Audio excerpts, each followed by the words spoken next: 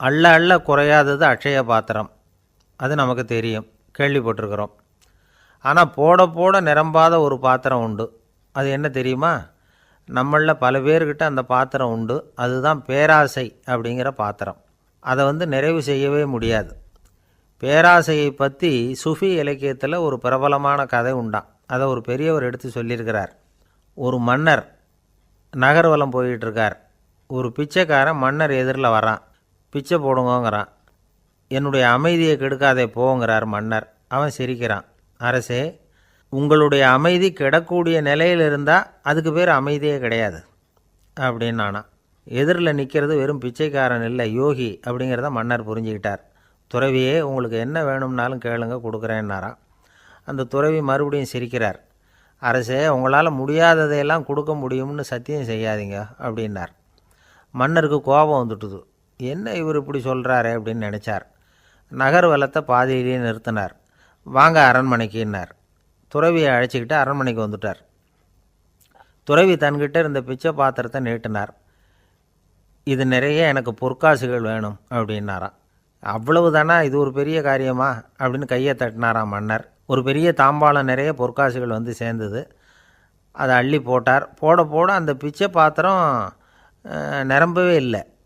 பொற்காசுகள் போட போட அவ்வளவையும் உள்ளே வாங்கிக்கிட்டே இருக்குது. அரசாங்க கஜானாவே காலி ஆகிட்டுது. மூட்டை மூட்டையாக பொற்காசுகளை கொட்டி பார்த்துட்டாங்க. அது முழுங்கிக்கிட்டே இருக்குது. கடைசி வரைக்கும் அந்த பிச்சை பாத்திரம் நிரம்பவே இல்லை. அரசர்கிட்ட இருந்த கர்வம் போயிட்டுது. அப்படியே பொத்துன்னு துறவி காலில் விழுந்தார்.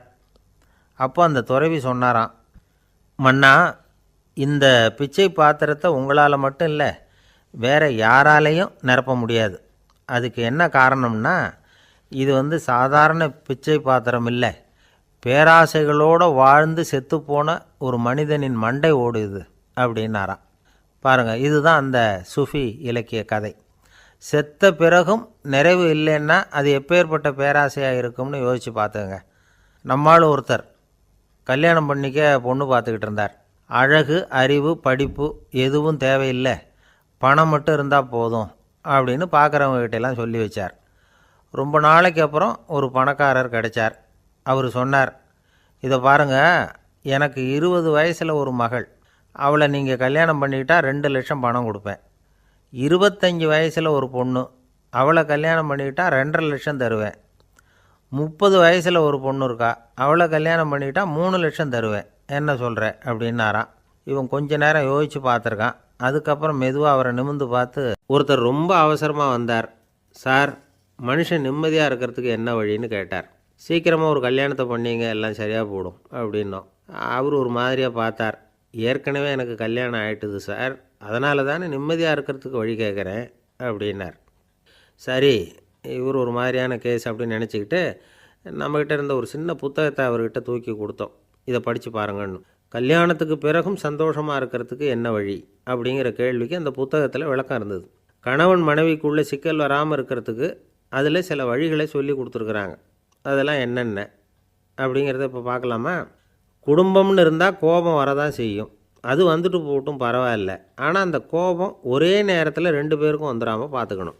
ஒரு சமயத்தில் யாராவது ஒருத்தர் தான் கோபப்படணும், அடுத்தவங்க அமைதியாக இருக்கணும். அதுக்கப்புறம் இவர் அமைதியான உடனே அவங்க ஆரம்பிச்சிக்கலாம். கோபமாக ஏதாவது சொன்னால் உடனே கோபமாக பதில் சொல்லக்கூடாது. கொஞ்சம் பொறுத்து கோபம் தீர்ந்த உடனே அந்த பதிலை சொல்லலாம். அப்போ பதில் கோபமாக இருந்தால் கூட அது அவ்வளோ பெருசாக தெரியாது. அற்ப விஷயத்துக்கெல்லாம் காய்ச்சி மூச்சுன்னு கத்திக்கிட்டு இருக்கக்கூடாது. உங்கள் 2 பேருக்குள்ளே ஒரு தர்க்கம் ஆரம்பமாயிட்டுதுன்னு வச்சுக்கோங்க. கடுமையாக 2 பேரும் விவாதம் பண்ணுறீங்க. உங்களில் ஒருத்தர் இதில் ஜெயிக்கணும்னா அது நீங்களாக இருக்க வேணாம், அடுத்தவங்க ஜெயிக்கிறதுக்கு நீங்கள் துணையாக இருங்களேன். அப்படின்னா நீங்கள் கொஞ்சம் விட்டு கொடுக்கணும், அவ்வளவுதான். ஏதாவது குத்தம் சொல்லணுமா, செஞ்ச தப்பை சுட்டி காட்டணுமா, விமர்சனம் பண்ணணுமா, பண்ணுங்க, வேணான்னு சொல்லலை. ஆனால் சொன்னதை அப்படி சொல்கிறத கொஞ்சம் அன்பாக இதமாக சொல்லுங்கள். எப்போது நடந்த தவறுகளையெல்லாம் இப்போ போய் மறுபடியும் ஞாபகப்படுத்திகிட்டு இருக்க வேண்டாம்.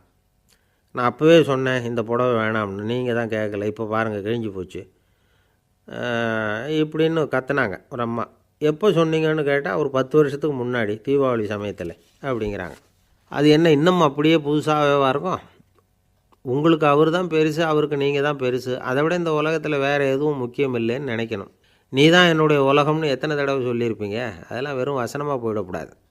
ஏதாவது ஒரு பிரச்சனையை பற்றி கடுமையாக விவாதம் பண்ணிக்கிட்டு இருக்கீங்க, அதை அப்படியே பாதியில் விட்டுட்டு படுக்கைக்கு போயிடக்கூடாது. சொச்சத்தை நாளைக்கு பேசிக்கலாம்னு. அப்படி போனால் தூக்கம் வராது. பிரச்சனையை ஒரு முடிவு பண்ணிக்கிட்டு அதுக்கப்புறமா தூங்க போகணும். ஒரு நாளில் ஒரு தடவையாவது உங்கள் ஜோடியை பாராட்டி நல்ல விதமாக கனிவாக ஒரு வார்த்தை சொல்லணும் அப்படின்னு தீர்மானம் பண்ணிங்க. ஏதாவது தப்பு பண்ணிவிட்டீங்கன்னா பரவாயில்ல, அதை ஒத்துக்கிறதுக்கும் மன்னிப்பு கேட்குறதுக்கும் தயாராக இருக்கணும். அது ஒன்றும் கேவலம் கிடையாது. வீட்டுக்குள்ளே தானே கேட்க போகிறீங்க, வெளியில் யாருக்கு தெரிய போதும். எப்படியோ உங்களுக்குள்ளே ஒரு சமரசம் ஆனால் சரி தான். ஒரு தகராறுன்னு எடுத்துக்கிட்டால் குறைஞ்சபட்சம் அதுக்கு 2 பேர் தேவை. தனியாகவே உட்காந்துக்கிட்டு நான் இப்போ தகராறு பண்ணிகிட்டு இருக்கிறேன் அப்படின்னு யாரும் சொல்ல முடியாது. 2 பேர் தகராறு பண்ணுறாங்கன்னா பொதுவாக அந்த 2 பேரில் யார் அதிகமாக பேசுகிறாங்களோ அவங்க பேரில் தான் தப்பு இருக்கும். அதை மனசில் வச்சுக்கணும். இதெல்லாம் தான் அந்த புத்தகத்தில் போட்டிருக்கிற வழிமுறைகள். இவ்வளவும் சரியாக வரலைன்னா அப்புறமா சொல்லுங்கள், வேறு புத்தகம் ஏதாவது இருக்கான்னு தேடுவோம். ஒரு கணவன் தன்னுடைய மனைவியை அழைச்சிக்கிட்டு ஒரு மனோதத்துவ டாக்டர்கிட்ட வந்தாராம். டாக்டர், எங்களுக்கு கல்யாணம் ஆகி 30 வருஷ காலமாக நாங்கள் ஒரு விஷயத்தில் கூட ஒத்து போனதில்லை அப்படின்னு ஆரம்பித்தார். உடனே அந்த அம்மா குறுக்கிட்டு, அது 30 வருஷம் இல்லை, 32 வருஷம் அப்படின்னாங்களாம். ஒருத்தர் இருக்கார், நல்ல உத்தியோகத்தில் தான் இருக்கிறார். ஆனால் எப்போ பார்த்தாலும் முகத்தை வெறுப்பாக வச்சுருப்பார். அப்படியே வருவார் போவார். ஏன் சார் இப்படி இருக்கிறீங்க அப்படின்னு விசாரித்தோம். ஏன்டா இந்த வேலைக்கு வந்தோம்னு இருக்குது சார் அப்படின்னார். உங்கள் வேலை உங்களுக்கு பிடிக்கலையா அப்படின்னு கேட்டோம். இல்லைன்னார். இப்படிப்பட்டவங்க வெற்றிகரமான வாழ்க்கை வாழ முடியாது. இது நிபுணர்கள் கருத்து. வேலையை நேசிக்க தெரிந்தவர்கள் வெற்றி பெறுவார்கள் அப்படிங்கிறாங்க அவங்க. எந்த துறையாக இருந்தாலும் சரி, அந்த துறையில் வெற்றிகரமாக இருக்கிறவங்கள விசாரித்து பாருங்கள். எனக்கு என்னுடைய வேலை ரொம்ப பிடிக்கும் அப்படின்னு சொல்கிறவங்களாக தான் இருப்பாங்க. அப்படி இருந்தால் தான் அது வெற்றிகரமாக இருக்க முடியுது அவங்களால. ஒருத்தனுக்கு பிடித்தமான பொழுதுபோக்கே அவனுடைய தொழிலாக இருந்துட்டுதுன்னா அவனை மாதிரி கொடுத்து வச்சவன் வேறு யாரும் இல்லை அப்படிங்கிறார் பெர்னாட் ஷா. ஒரு தடவை மன்னர் ஹுமாயூன் உயிரை தண்ணீர் முண்டு ஊற்றுகிற தொழிலாளி ஒருத்தர் காப்பாற்றினாராம் அந்த ஹுமாயூன் உயிரை. உடனே மன்னர் கேட்டிருக்கார், உனக்கு என்ன வேணும்னாலும் கேளு தரேன், உயர் பதவி வேணுமா அப்படின்னு கேட்டாராம். மன்னா, மக்களின் தாகம் தீர்க்கக்கூடிய இந்த பணியை விட உயர்ந்தது உண்டா அப்படின்னாராம் அந்த தொழிலாளி. அவரால் அவருடைய வேலையை நேசிக்க முடிஞ்சுது, அதனால் மகிழ்ச்சியாக இருக்க முடிஞ்சுது. நாமெல்லாம் அப்படி இல்லை. வேலை கிடைக்கிற வரைக்கும் கிடைச்சா போதும் அப்படின்னு இருக்கோம். கிடைச்சதுக்கப்புறம் ஏன்டா இந்த வேலைக்கு வந்தோம்னு ரொம்பவும் அழுத்துக்குவோம். சரி, நாம் இருக்கிற இடத்துல நாம் வெற்றிகரமாக இருக்க வழி உண்டா அப்படின்னா உண்டுன்னு சொல்கிறாங்க. அதாவது மன இயல் நிபுணர்கள் இருக்கிறாங்க இல்லையா, அவங்க அதுக்கு முக்கியமாக 6 வழிகள் சொல்கிறாங்க. நீங்கள் ஒரு அலுவலகத்தில் வேலை பார்க்குறவரா அப்படின்னா இதை கேளுங்க. அதாவது உங்கள் மேலதிகாரி எதிர்பார்ப்புக்கு தகுந்த மாதிரி உங்கள் வேலை இருக்குதா? அப்படி இல்லைன்னா முதல்ல உங்கள் வேலையின் தரம் உயரணும். உங்களுக்கு மேலே கீழே வேலை பார்க்குற பணியாளர்கள்கிட்ட நல்ல விதமாக பழகிறீங்களா? அந்த உறவு முறையில் ஏதாவது குறை இருந்தால் அதை கண்டுபிடிச்சி சரி பண்ணுங்கள். நம்பிக்கைக்கு உரியவர் அப்படின்னு நீங்கள் பேர் எடுக்கணும். நீங்கள் எடுக்கிற முடிவு நல்ல முடிவாக தான் இருக்கும் அப்படின்னு அடுத்தவங்க சொல்லணும். உங்கள் தோற்றத்துக்கு முக்கியத்துவம் கொடுங்க. இது மனம் உடல் 2ம் சம்மந்தப்பட்டது. அதனால் மனசையும் ஆரோக்கியமாக வச்சுருக்கணும், உடம்பையும் ஆரோக்கியமாக வச்சுருக்கணும். உங்களுடைய நிர்வாகம் செயல்படுற விதத்தை நல்லா புரிஞ்சு வச்சுக்கணும். உங்களுடைய நிர்வாகம் இப்போ ஒரு காரியம் செய்யுதுன்னு வச்சுங்க, ஏன் அப்படி செய்யுது, எதுக்காக அப்படி செய்யுது, அதனுடைய குறிக்கோள் என்ன, அது நீடிக்கிறதுக்கு காரணம் என்ன, இதையெல்லாம் தெரிஞ்சுக்கணும். சிரிப்புக்கு வஞ்சகம் பண்ணக்கூடாது. நல்லா சிரிக்கணும், அப்போ தான் அது திரும்ப கிடைக்கும். கடந்த கால தோல்வியை பற்றி கவலைப்படக்கூடாது. முதலாளி விருப்பம் தெரிஞ்சு நடந்துக்கிறது நல்லது தான்.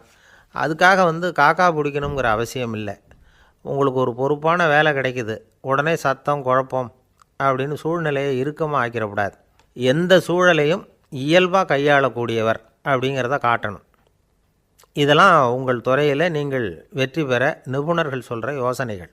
இவ்வளவு விவரமும் சொல்லிவிட்டு ஒருத்தரை பார்த்து கேட்டோம், இப்போ சொல்லுங்கள், நீங்கள் செய்கிற வேலை உங்களுக்கு பிடிச்சிருக்குதா அப்படின்னோம். ரொம்ப ரொம்ப பிடிச்சிருக்குது அப்படின்னார்.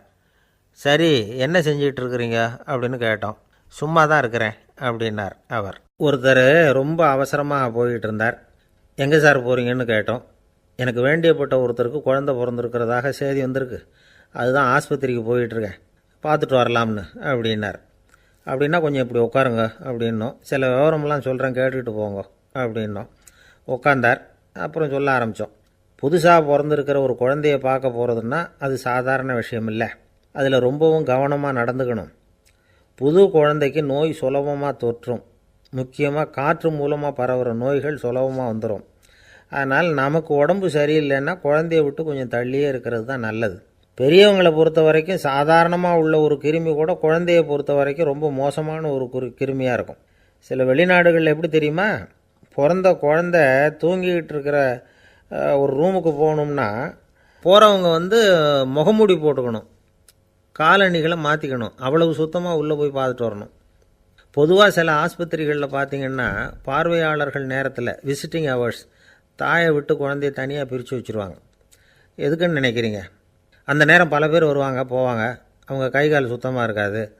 சுத்தமில்லாத கைகள் மூலமாக கிருமிகள் பரவும். சுத்தமில்லாத கைன்னா மண்ணு தூசி படிஞ்சிருக்கிற கை மட்டும் தான் அர்த்தம் இல்லை.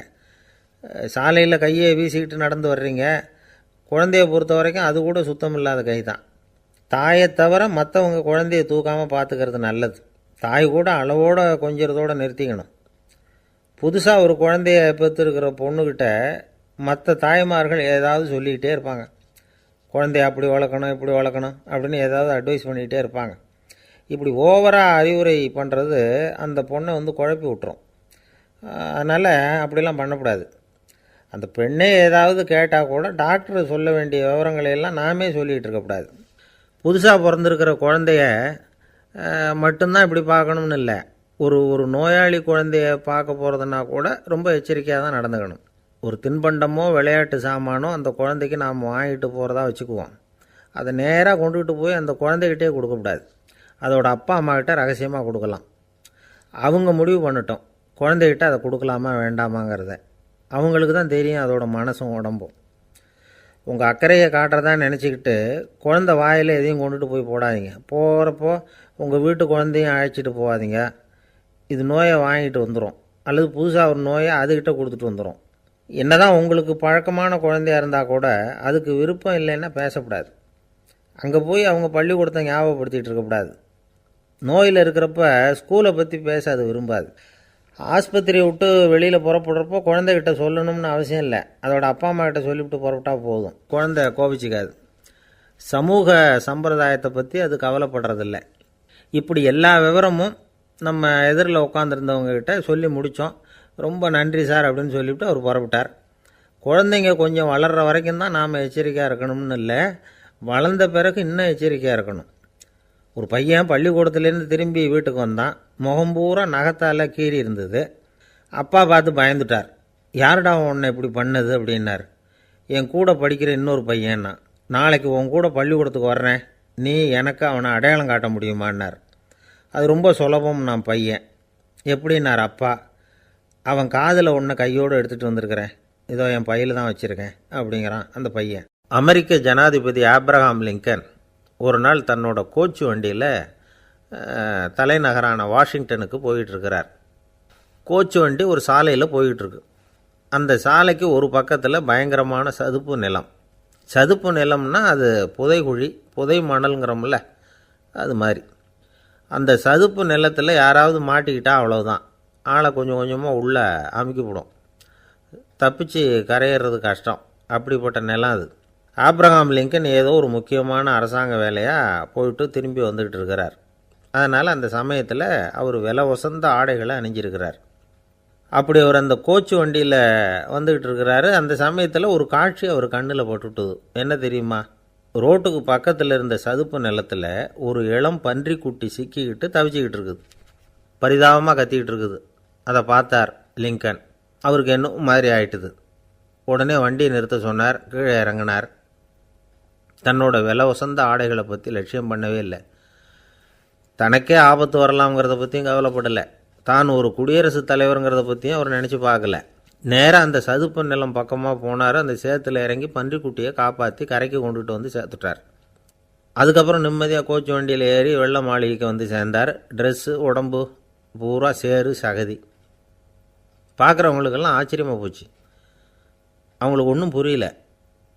இவர் நேராக ட்ரெஸ்ஸு மாற்றிக்கிறதுக்காக போனார். கோச்சு வண்டி ஓட்டிகிட்டு வந்தவங்கிட்ட போய் எல்லோரும் கேட்டாங்க என்ன ஆச்சு அப்படின்னு. அவர் வர்ற வழியில் நடந்த விவரத்தை சொன்னார். ஆப்ரஹாம் லிங்கனுடைய இந்த இறக்க குணத்தை எல்லாரும் பாராட்டினாங்களாம், புகழ்ந்தாங்களாம். ஆனால் இதுக்கு லிங்கன் என்ன பதில் சொன்னார் தெரியுமா? தயவு பண்ணி இந்த புகழ்ச்சியான பேச்சையெல்லாம் ஒதுக்குங்க, அதெல்லாம் வேணாம். அந்த சின்ன பிராணி சகதியில் மாட்டிக்கிட்டு துடிச்சிக்கிட்டு இருந்தது, அதை பார்த்தேன். உடனே என்னுடைய இதயத்தில் ஒரு முள் தைச்சது மாதிரி ஒரு உணர்வு. அந்த முள்ளை பிடுங்கி எறிஞ்சேன், அவ்வளவுதான். உண்மையில் அந்த பிராணிக்கு நான் உதவினேங்கிறத விட எனக்கு ஏற்பட்ட இன்னலை போக்கிக்கிட்டேன் அப்படிங்கிறது தான் உண்மை. அதுதான் பொருத்தம். அப்படி இருக்கிறப்போ இதில் புகழறதுக்கு என்ன இருக்குது அப்படின்னாராம் ஆப்ரஹாம் லிங்கன். எவ்வளவு யதார்த்தமான வார்த்தைகள் பாருங்கள். இந்த காலத்தில் நம்மளையும் பல பேர் அப்படி உண்டு. நீச்சல் தெரியாத ஒரு ஆள் தண்ணியில் இறங்கிட்டான். தண்ணி ஆழம்ங்கிறது அப்புறமா தான் தெரிஞ்சுது. தத்தளிக்க ஆரம்பிச்சிட்டான். வாழ்னு கத்துறான். கரையில் நின்றுக்கிட்டு இருந்த ஒருத்தர் இதை பார்த்தார். உடனே அவருக்கு இதயத்தில் முள் தைச்சது மாதிரி ஒரு உணர்வு. உடனே குபீர்னு தண்ணியில் பாய்ஞ்சார். அவரை காப்பாற்றி கரைக்கு கொண்டுட்டு வந்து சேர்த்தார். இதை பார்த்துக்கிட்டு இருந்த இன்னொருத்தர் காப்பாற்றின அந்த ஆளை பாராட்டி புகழ்ந்தார். என்ன புகழாதீங்க சார் அப்படின்னார் அவர். ஏன்னு கேட்டார் இவர். நான் அந்த ஆளை ஏன் காப்பாற்றினேன் தெரியுமா? அவன் நேற்றுக்கு என்கிட்ட 300 ரூபா கடன் வாங்கியிருக்கிறான். இவன் தண்ணியில் போட்டான்னா நான் கொடுத்த கடனும் தண்ணியில் போடும். அதனால தான் விழுந்து காப்பாற்றினேன் அப்படின்னா அந்த ஆள். அவர் ஒரு பெரிய குடும்பத்தில் பிறந்தவர். இருக்கிற சொத்துக்கள் எல்லாத்தையும் வாரி வழங்கிவிட்டு காட்டுக்கு புறப்பட்டார் தவம் செய்கிறதுக்காக. இருந்தது பூராவும் கொடுத்துட்டார். இனிமேல் எதுவுமே இல்லை கொடுக்கறதுக்கு. அப்போது கடைசியாக ஒருத்தன் கையை நீட்டினான். ஐயா ஏதாவது கொடுங்கன்னா. அவர் பார்த்தார். கட்டியிருக்கிற வேட்டியை தவிர வேறு எதுவுமே இல்லை. 8 முழம் பட்டு வேட்டி ஜரிகை கரையோடு இருக்குது. கடைசியாக அதை தான் எடுத்து கட்டிக்கிட்டு அவர் புறப்பட்டுக்கிட்டு இருக்கிறார். அவர் பார்த்தார், எதிரில் அவன் பரிதாபமாக நின்றுக்கிட்டு இருக்கிறான். அந்த 8 முழ வேட்டியை 2ஆக கிழிச்சார். 4 முழத்தை அவங்ககிட்ட கொடுத்துட்டு மீதி 4 முழத்தை தன்னுடைய இடுப்பில் கட்டிக்கிட்டு அவர் காட்டுக்கு போயிட்டார். இவன் என்ன பண்ணான் தெரியுமா? கையில் கிடைச்ச 4 முழத்தை எடுத்துக்கிட்டு கடை வீதிக்கு போனான். பழைய பட்டு வேட்டி ஜருகை இதெல்லாம் விலைக்கு வாங்குகிற வணிகர் ஒருத்தர் இருந்தார். அவர்கிட்ட போனான். இதை விலைக்கு எடுத்துக்கிறீங்களான்னு கேட்டான். அவர் வாங்கி பார்த்தார். ஆஹா, ரொம்ப அருமையான வேட்டி, விலை ஒசந்த ஜருகை, இது ஏது உனக்குன்னு கேட்டார். அவன் நடந்ததை சொன்னான். அப்படின்னா ஒன்று செய், இந்த வேட்டியோட இன்னொரு பாதியையும் மெதுவாக வாங்கிட்டு வந்துரு, உனக்கு நிறைய பணம் தரேன் அப்படின்னார் அந்த வணிகர். இவன் கொஞ்சம் யோசனை பண்ணி பார்த்தான். கொஞ்சம் இருங்க, அதை வந்துவிடுறேன் அப்படின்னு சொல்லிவிட்டு நேராக காட்டுக்கு போனான். அவர் எங்கே இருக்காருன்னு தேடி கண்டுபிடிச்சான். அவர் ஒரு இடத்துல தவக்கோலத்தில் இருக்கிறார். கட்டியிருந்த இடைவேட்டியும் அவரை அறியாமலே நழுவி கீழே விழுந்து கிடக்குது. இவனுக்கு ரொம்ப வசதியாக போச்சு. அவரை கேட்க வேண்டிய அவசியமே இல்லை. மெதுவாக சத்தம் போடாமல் அடிமேல் அடி வச்சு நெருங்கினான். அவர் கண்ணை மூடிக்கிட்டு அவர் பாட்டு நின்றுக்கிட்டு இருக்கார். இவன் மெதுவாக போய் கீழே கிடந்த அந்த துணியை எடுத்துக்கிட்டு சத்தம் போடாமல் திரும்பி நடந்தான். அப்படி கொஞ்சம் தூரம் நடந்திருப்பான். அப்படி ஓட ஆரம்பிக்கிற சமயத்தில் அவன் காலில் கீழே கிடந்த முள் ஒன்று நறுக்குன்னு தைச்சி விட்டுது. வலி தாங்க முடியாமல் அம்மான்னு கத்திவிட்டான். இந்த சத்தத்தினால கண்ணை மூடி நின்றுக்கிட்டு இருந்த அவர் தவம் கலைஞ்சிது. மெதுவாக கண்ணை திறந்து பார்க்குறார். தன் இடையில இருந்த வேட்டி அவன் கையில் இருக்குது. இப்போ அவர் நினைக்கிறாராம், இந்த வேட்டி மேலே நான் வச்ச ஆசை அல்லவா அவனை திருடன் ஆக்கிவிட்டுது அப்படின்னு நினச்சாரான். இது எப்பேற்பட்ட மனநிலைங்கிறத கொஞ்சம் யோசிச்சு பாருங்கள். தான் ஒரு பொருள் மேலே வைத்த பற்று இன்னொரு மனிதன் திருடனாக ஆகிறதுக்கு காரணமாயிட்டுதே அப்படின்னு நினைக்கிறார். அப்படி நினச்ச அவர் யார் தெரியுமா? அவர் தான் மகாவீரர். இழந்துட்டேங்கிறியே, நீ என்னத்தை கொண்டு வந்த இங்கே இழக்கிறதுக்கு? நீ என்னத்தை உண்டாக்குன இது அழிஞ்சுட்டுதுன்னு சொல்கிறதுக்கு? இது அவருடைய சிந்தனை. இன்றைக்கி நம்ம சிந்தனையெல்லாம் வேறு மாதிரி இருக்குது. ஒருத்தன் நடுத்தெருவில் உட்காந்து அழுதுகிட்டு இருந்தான். அந்த வழியாக வந்தவர் கேட்டார், ஏன்ப்பா அழற அப்படின்னு கேட்டார். 5 ரூபா சார், இந்த இடத்துல விழுந்துட்டுது, ரொம்ப நேரமாக தேடுறேன், கிடைக்காது போல இருக்கு அப்படின்னா. எப்போ தொலைஞ்சுது அப்படின்னு கேட்டார். அது எனக்கு தெரியாது சார், பணத்தை தொலைச்சவன் தேடி பார்த்துட்டு போயிட்டான், நான் அவனுக்கு பின்னாடி தேட வந்தவன் அப்படின்னு சொல்லிவிட்டு மறுபடியும் தேட ஆரம்பிச்சானா. அன்பா இருக்கணும்னு அநேக பெரியவங்க சொல்லியிருக்கிறாங்க. நாமளும் அதை கேட்டுவிட்டு அன்பு காட்டுறதுக்கு தயாராக தான் இருக்கிறோம். அதை வாங்கிறதுக்கு தான் ஆளை காணும். இருந்தாலும் அன்பில் எத்தனையோ வகை உண்டு. அதை சரியாக புரிஞ்சுக்கிட்டு அதுக்கப்புறம் அன்பு காட்ட ஆரம்பிக்கணும். வகையை புரிஞ்சிக்காமல் அன்பு காட்டினா வம்புல மாட்டிக்க வேண்டியது தான். அன்புன்னா சாதாரணமாக நினச்சி விடாதீங்க. அதில் எவ்வளவு விதம் தெரியுமா? இரக்கம், கருணை, காருண்யம், பந்துத்துவம், பட்சம், பாசம், நேசம், விசுவாசம், அபிமானம், காதல், பக்தி, இப்படி பல விதமாக அதை பற்றி சொல்லி வச்சுருக்கிறாங்க பெரியவங்க. இந்த வார்த்தைகள்லாம் நாம் கேள்விப்பட்டது தான். இருந்தாலும் அதுகளுக்குள்ளே என்ன வித்தியாசம்னு கேட்டால் சரியாக சொல்ல தெரியாது. அதனால் இந்த வார்த்தைகளுக்கெல்லாம் பெரியவங்க என்ன விளக்கம் சொல்கிறாங்கன்னு இப்போ பார்க்கலாம். எளியவர்கள் மேலே செலுத்துகிற அன்பு இருக்கு பாருங்கள், அதுக்கு இரக்கம்னு பேர். அறிவு பலம், சரீர பலம், இது ரெண்டும் இல்லாதவங்க மேலே, அதாவது வலிமையற்றவர்கள் மேலே செலுத்துகிற அன்பு இருக்கு பாருங்க, அதுதான் கருணை. எறும்புலேருந்து யானை வரைக்கும் சகல ஜீவராசிகள் மேலேயும் காட்டுற அன்புக்கு காருண்யம்னு பேர், ஜீவகாருண்யம். சிவி சக்கரவர்த்தி காட்டின அன்பு இந்த ரகம். உறவினர்கள், சொந்தக்காரங்க, அவங்க வசதியாக இருந்தாலும் வறுமையில் இருந்தாலும் வித்தியாசம் இல்லாமல் காட்டுற அன்பு இருக்கு பாருங்க, அதுக்கு பேர் பந்துத்துவம். ஒரு எஜமானன் வேலையாள்கிட்ட காட்டுற அன்பு இருக்கு பாருங்க, அதுக்கு பேர் தான் பட்சம். அவனும் தன்னை மாதிரி மனுஷன்தாங்கிற நினப்பு வேணும். ஒரு தாய் தன்னுடைய குழந்தை மேலே, ஒரு குழந்தை தன்னுடைய தாய் மேலே செலுத்துகிற அன்புக்கு பாசம்னு பேர். ஈருடல் ஓர் உயிர்னு நினைக்கிறது இது. ராமரும் கௌசலையும் இதுக்கு உதாரணம்.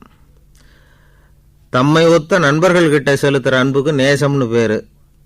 வயசு, செல்வம், அந்தஸ்து, இந்த வித்தியாசமெல்லாம் பார்க்காம அவங்க சுக துக்கத்தில் சமபங்கு எடுத்துக்கிறது இது. கிருஷ்ணன் குசேலர்கிட்ட காட்டினது இந்த ரகம். வேலை செய்கிறவன் முதலாளிகிட்ட காட்டுற அன்புக்கு விசுவாசம்னு பேர். தேசத்து மேலேயும் தாய்மொழி பேர்லையும் செலுத்துகிற அன்புக்கு அபிமானம்னு பேர். தேசாபிமானம்னு சொல்கிறோமே, இதுதான். ஒரு கணவன் மனைவி பேரில் காட்டுற அன்புக்கு காதல்னு பேர். கடவுள் பேரில் செலுத்துகிற அன்புக்கு பக்தின்னு பேர். இப்படி அன்புல பல ரகம் இருக்கிறப்போ அதில் உள்ள வித்தியாசம் தெரியாமல் இடம் மாற்றி அன்பு காட்டினா இடைஞ்சல் தான். சரி, இந்த அன்பை பற்றி விஞ்ஞானம் என்ன சொல்லுது தெரியுமா?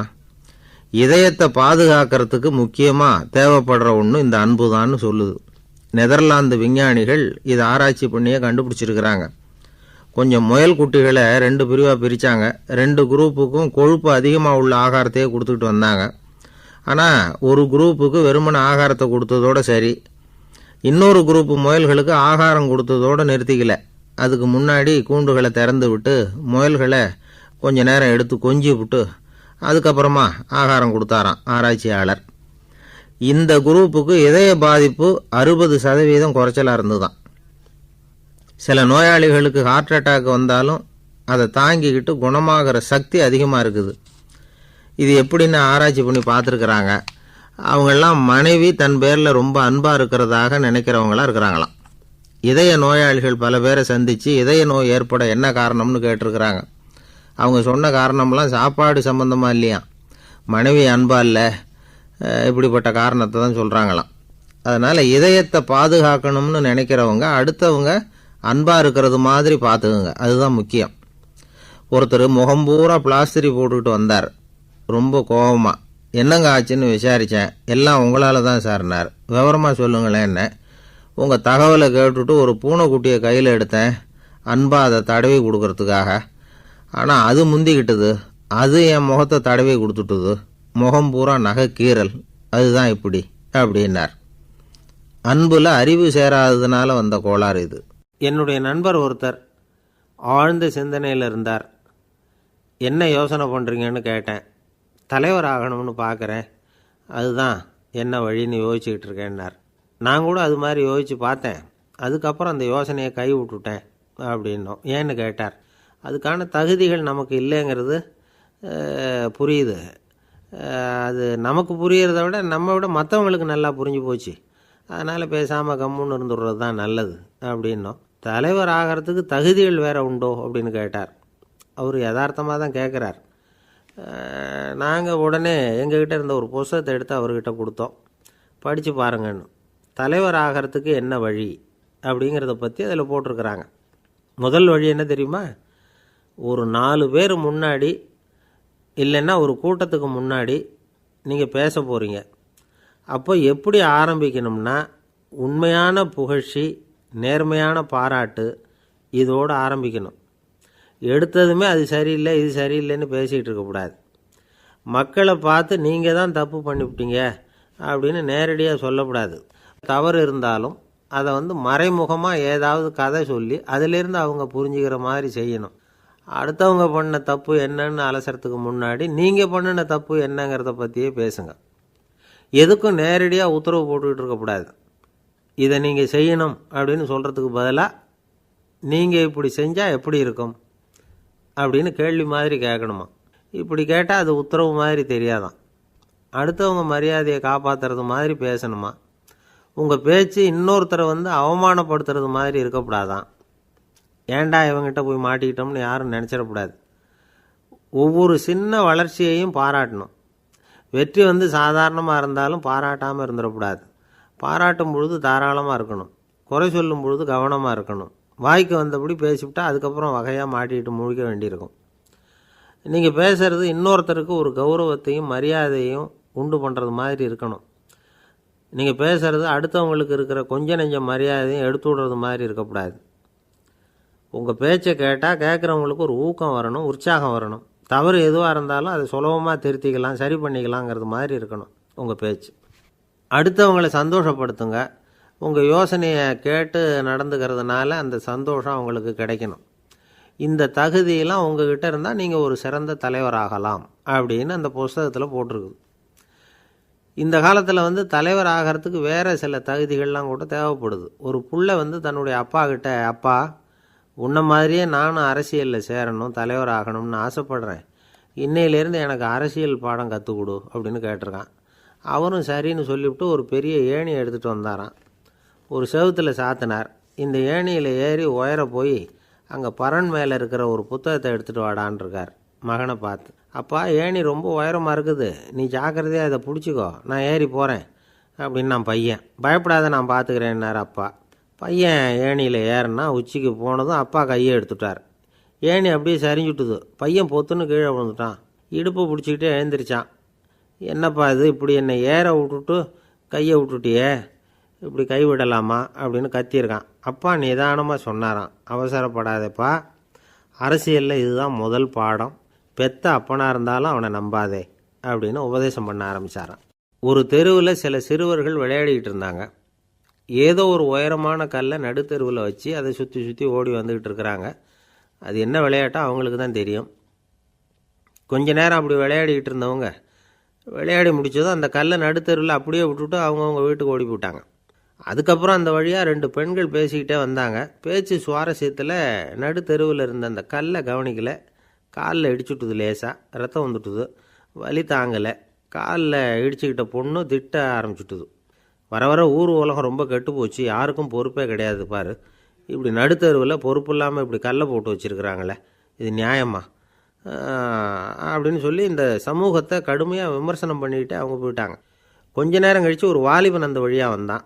அந்த கல்லை பார்த்தான், நின்னான், ஒரு நிமிஷம் யோசனை பண்ணான், என்ன பண்ணலாம்னு பார்த்தான்.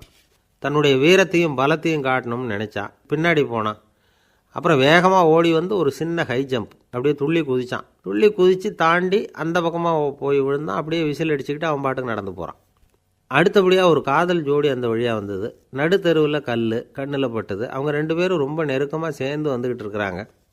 நடுவில் கல் இருக்கிறதுனால கொஞ்ச நேரம் 2 பேரும் விலகி மறுபடியும் இந்த பக்கம் சேர்ந்து போகணும். கொஞ்ச நேரம் நாம் பிரிய வேண்டி இருக்குதே அப்படின்னு வருத்தத்தோடு முணுமுணுத்துக்கிட்டே இந்த பக்கம் வந்தாங்க. அதுக்கப்புறம் வழக்கம் போல் சேர்ந்து அவங்க பாட்டுக்கு எதிர்காலத்தை பற்றி கற்பனை பண்ணிக்கிட்டே போயிட்டாங்க. கடைசியாக அந்த வழியாக பார்வை இல்லாத ஒருத்தர் வந்துக்கிட்டு இருக்கார். அவர் கையில் வழக்கமாக வச்சிருக்கிற அந்த ஊன்றுகோல், கையில் இருக்கிற அந்த ஊன்றுகோலால் தனக்கு முன்னாடி அப்படியும் இப்படியும் அப்படியே தட்டிக்கிட்டு பார்த்துக்கிட்டே அவர் மெதுவாக நடந்து வந்துக்கிட்டு இருக்கிறார்.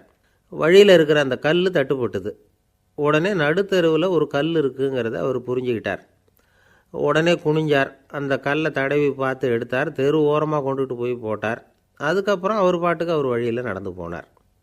இப்போது இதில் பல பேர் வந்தாங்க போனாங்க. இவங்களில் பார்வை உள்ளவங்க யார், பார்வை இல்லாதவங்க யார்? இப்படி ஒரு கேள்வி கேட்டால் என்ன பதில் சொல்ல முடியும்? கொஞ்சம் யோசித்து பார்த்தா இன்றைக்கி பல பேர் இப்படி தான் இருந்துக்கிட்டு இருக்கிறோம். ஒரு ஆள் பார்க்குறதுக்கு பெரிய மனுஷன் மாதிரி இருக்கார். ஒரு தெரு வழியாக நடந்து வந்துக்கிட்டு இருந்தார். இருட்டு நேரம். வழியில் ஒரு பெரிய கல் கிடந்தது, கருங்கல். பார்த்தார். கொஞ்ச நேரம் யோசித்தார். போய் தூக்கி பார்த்தா ரொம்ப கனமாக இருந்தது. இன்னொரு ஆள் சேர்ந்தால் தான் தூக்க முடியும். இவர் உடனே ரோட்டோரமாக போய் ஒரு மரத்தடியில் உட்காந்துக்கிட்டார். 2 பக்கமும் பார்த்துக்கிட்டே இருக்கார், யாராவது வர்றாங்களான்னு. கொஞ்ச நேரத்தில் ஒருத்தர் வந்தார். இவருக்கு தெரிஞ்சவர். என்னங்க இந்த நேரத்தில் இங்கே உட்காந்துருக்குறீங்கன்னு கேட்டார் அவர். அதோ அந்த கருங்கல் அப்படின்னு சுட்டி காட்டினார். ஓ, அதை தூக்கி ஓரமாக போடணுமா? வாங்க 2 பேரும் தூக்கலான்னார் வந்தவர். நான் அதுக்காக உட்காந்துருக்கலேன்னார் இவர். பின்ன வேற எதுக்காகன்னார் அவர். ஒரு மனுஷன் கருங்கல்லில் காலை இடிச்சுக்கிட்டான்னா எப்படி துள்ளுவான்னு பார்க்கணுங்கிறது எனக்கு ரொம்ப நாளாக ஒரு ஆசை. அதுக்காக தான் உட்காந்துருக்கிறேன் அப்படின்னாராம்.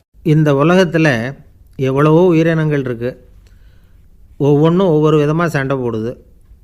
இப்போ 2 மாடு சண்டை போட்டுக்குதுன்னு வச்சுக்கோங்க, என்ன பண்ணும்? 2 முட்டிக்கும். அதுக்கு சண்டை போடுறதுக்கு ஆயுதமாக உபயோகப்படுறது அதோட கொம்பு. 2 சேவல் சண்டை போட்டுக்குதுன்னு வச்சுக்கோங்க, அதுக்கு ஆயுதமாக உபயோகப்படுறது அதோட கால் நகம். காலால் தான் அது ஒன்றோட ஒன்று சண்டை போட்டுக்கும். ஆனால் 2 மனுஷன் சண்டை போட்டுக்கிறான்னு வச்சுக்கோங்க, இவன் இன்னதை தான் ஆயுதமாக உபயோகப்படுத்துவான்னு குறிப்பிட்டு சொல்ல முடியாது. கல்லை எடுப்பான், கத்தி எடுப்பான், துப்பாக்கி எடுப்பான், என்ன வேணாலும் பண்ணுவான். வாயால் திட்டுவான், கையால் அடிப்பான், காலால் உதைப்பான், சகலகலா வல்லவன். விலங்குகள்லாம் பொதுவாக வாயை சாப்பிட்றதுக்கு மட்டும்தான் உபயோகப்படுத்துது. ஆனால் இவனுக்கு சாப்பிட்றதுக்கும் அதுதான், சாப்பிட்டு விட்டு திட்டுறதுக்கும் அதுதான். ஆனால் ஒரு விஷயத்தில் மட்டும் கெட்டிக்கிறேன்.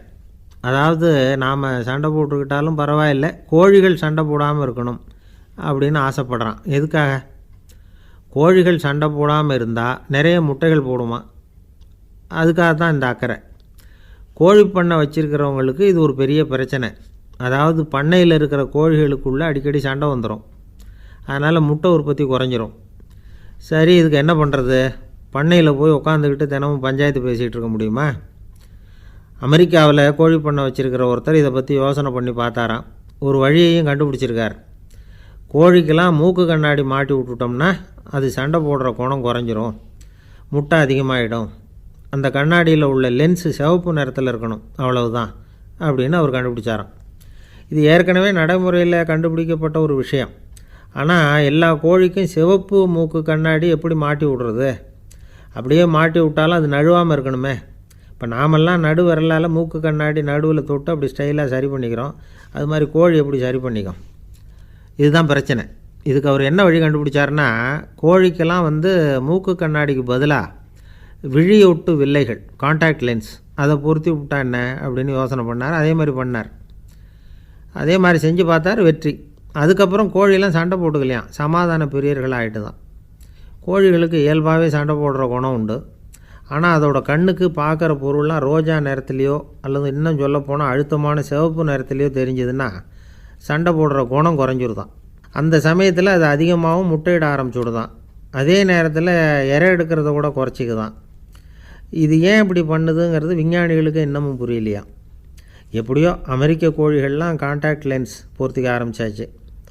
கோழி கழுத்தை பிடிச்சிக்கிட்டு ஒரு சில வினாடிகளில் அதை பொருத்தி விட்றாங்களாம். கோழியோட ஆயுள் பூரா அது அப்படியே இருக்குமா. பண்ணையில் முட்டை உற்பத்தி குறைஞ்சா இது மாதிரி விஞ்ஞானபூர்வமாக பரிகாரம் தேடுறது தான் நல்லது. நமக்கு வேண்டியப்பட்ட ஒருத்தர், அவர் ஒரு கோழி பண்ணை வச்சுருந்தார். அந்த பண்ணையில் பாதி கோழி திடீர்னு செத்து போச்சு. உடனே ஒரு கால்நடை மருத்துவர்கிட்ட போக வேண்டியது தானே. அங்கே போகல. உள்ளூரில் மந்திரம் பண்ணிகிட்டு இருந்த ஒரு சாமியார்கிட்ட போனார். அவர் காலில் விழுந்தார். சாமி, என் பண்ணையில் பாதி கோழி செத்து போட்டுதுன்னார். சாமியார் யோசனை பண்ணார். சரி, பண்ணையில் வாசப்படி கிழக்கு பக்கமாக வச்சுருக்கியா மேற்கு பக்கமாக வச்சுருக்கியான்னு கேட்டார். கிழக்கு பக்கமாக இருக்குன்னார் அவர். அதுதான் தப்பு, மேற்கு பக்கமாக அதை மாற்று, சரியாக போடும்னாராம். அதே போல் இவர் போய் மாற்றிவிட்டார்.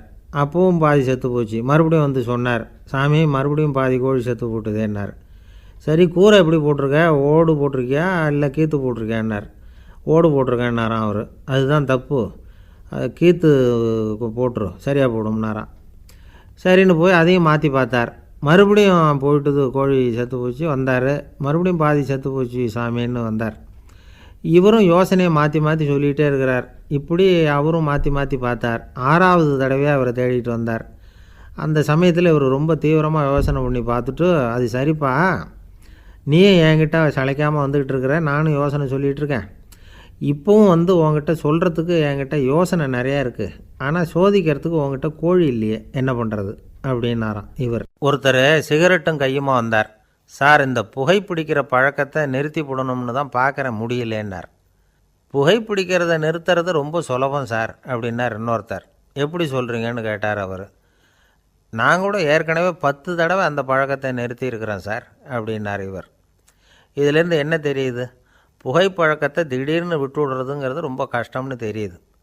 இருந்தாலும் இது சம்பந்தமான ஆராய்ச்சி, அனுபவம் இது ரெண்டையும் அடிப்படையாக வச்சு சில வழிமுறைகளை சொல்கிறாங்க. அதாவது புகைப்பிடிக்கிறத நிறுத்துறதுக்கு 10 வழிகள் உண்டு அப்படின்னு சொல்கிறாங்க. அது என்னங்கிறத தெரிஞ்சுக்கிட்டால் உபயோகப்படுதான்னு பார்க்கலாமே. முதல் கருத்து என்னென்னா, கொஞ்ச நாளைக்கு புகைப்பிடிக்கிற நண்பர்களை விட்டு விலகி இருக்கணும். இதனால் புகைப்பிடிக்கிற ஆசை குறையும். அந்த பழக்கத்தை மறுபடியும் ஆரம்பிக்கக்கூடாதுங்கிற எண்ணம் உறுதிப்படும். ரெண்டாவது கருத்து, புகைப்பிடிக்கிறதை எதிர்த்து தீவிரமாக பிரச்சாரம் செய்ய ஆரம்பிச்சிடணும். அது அடுத்தவங்களுக்கும் உபயோகப்படும், உங்களுக்கும் உபயோகப்படும். உங்கள் உள்ளுணர்வை அது தூண்டும், உங்களை உறுதி கொள்ள வைக்கும். மூன்றாவது கருத்து என்னென்னா, தினமும் 2 தடவை குளிக்கணும். எப்படி தெரியுமா? முதல்ல வெது வெதுப்பான தண்ணீர், அப்புறம் குளிர்ந்த தண்ணீர், இப்படி மாறி மாறி குளிக்கணுமா. நாலாவது கருத்து, உடற்பயிற்சிகள் செய்யணும். மூச்சு வாங்குற மாதிரியான பயிற்சிகள் ரொம்ப நல்லதான். பிராணாயாமம் அப்படிங்கிற மூச்சு பயிற்சி ரொம்ப நல்லதுங்கிறாங்க. அப்புறம் ஐந்தாவது கருத்து, சாப்பாடு மிதமாக இருக்கணும், சீராக இருக்கணும். பச்சை காய்கறிகள், பழங்கள் சாப்பாட்டில் சேர்த்துக்கலாம். அடிக்கடி கொஞ்சம் கொஞ்சமாக சாப்பிட்டு ரத்தத்தில் சர்க்கரையின் அளவை பராமரிக்கணும். இது நரம்புகளை அமைதிப்படுத்தும். ஆறாவது கருத்து என்னென்னா, ரொம்ப நேரம் பசியோடு இருக்கக்கூடாது. புகைப்பிடிக்கிறத நிறுத்த முயற்சி செய்யும் பொழுது எடை குறைப்பு நடவடிக்கைகளை மேற்கொள்ளக்கூடாது. ஏழாவது கருத்து, காப்பி, தேநீர், மதுபானம், அப்புறம் போதைப் பொருள்கள் கலந்த உணவுகள் இதெல்லாம் வேணாம். புகைப்பிடிக்கிறத அதெல்லாம் ஊக்கப்படுத்தும். கடுகு, மிளகு, அப்புறம் காரமான பொருள்களை தவிர்க்கணும். உப்பு அளவை குறைக்கணும். தினமும் 10 குவளை தண்ணீராவது குடிக்கணும். வெறும் தண்ணி புகைப்பிடிக்கிற ஆவலை தணிக்குதான். எட்டாவது கருத்து, கையில் சிகரெட்டு, புகையில ஏதாவது இருந்தால் உடனே தூக்கி எறிஞ்சிருங்க. அது கையில் இருக்கிற வரைக்கும் புகைப்பிடிக்கிற ஆசை வந்துக்கிட்டே இருக்கும். 9வது கருத்து என்னென்னா, இறை நம்பிக்கை உள்ளவங்க புகைப்பிடிக்கிற எண்ணம் வர்றப்போவெல்லாம் பிரார்த்தனை செய்ய ஆரம்பிச்சுடலாம். 10வது கருத்து, உங்களுக்கு ரொம்பவும் வேண்டியவங்க யாரோ அவங்கக்கிட்ட எல்லாம் நீங்கள் புகைப்பிடிக்கிறத நிறுத்தி விட்டதாக சொல்லிவிடுங்க. இந்த 10 வழிகளையும் கடைபிடிக்க ஆரம்பிச்சுட்டா புகைப்பிடிக்கும் பழக்கத்தை நிறுத்தி விடலாம் அப்படின்னு சொல்கிறாங்க அனுபவப்பட்டவங்க. முயற்சி பண்ணி பார்க்கலாம். ஒரு முக்கியமான இடத்துல நின்றுக்கிட்டு இருந்தார் ஒருத்தர். அங்கே இன்னொருத்தர், ஏன் சார் இந்த இடத்துல சிகரெட் பிடிக்கலாமா அப்படின்னு அனுமதி கேட்டார்.